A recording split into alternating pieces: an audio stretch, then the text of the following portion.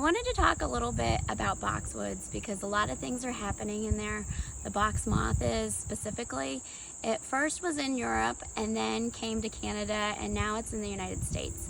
And it is in Ohio, it is in Amberley, it is in Montgomery, it is in Loveland, it is spreading around. So I want you to pay attention to your boxwoods, and when you drive by, also your neighbor's boxwoods, because chances are what's happening in their yard is going to be happening in your yard. If you can zoom in on this, this is what the moth looks like.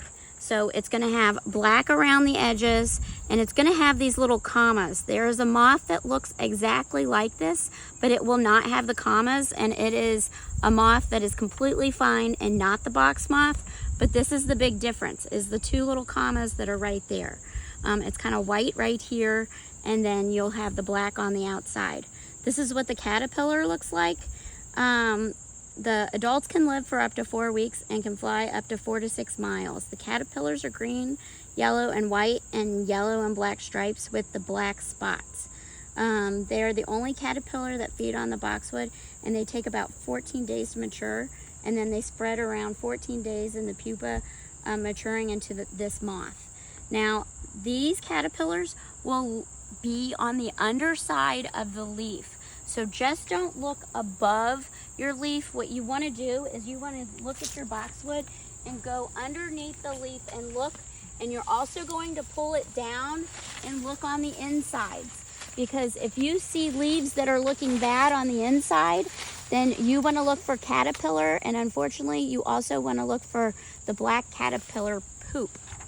I do not have them on this one, but if you can zoom in on this picture, this is what it looks like, okay? They look like it's almost like a browning occurs, and then all of a sudden there'll be no leaves. Or they'll eat, as you can see right here, they'll eat the insides of the leaves first, and you'll see the stems.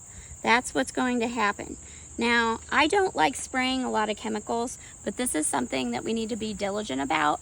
And I will show you one of the chemicals. It's called spinosad.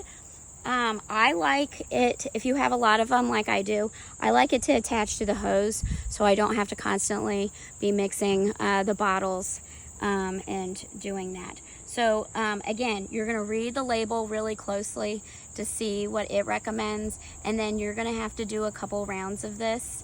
So pay attention to what the backside says, and then in the springtime you're also going to spray also. As always, happy gardening.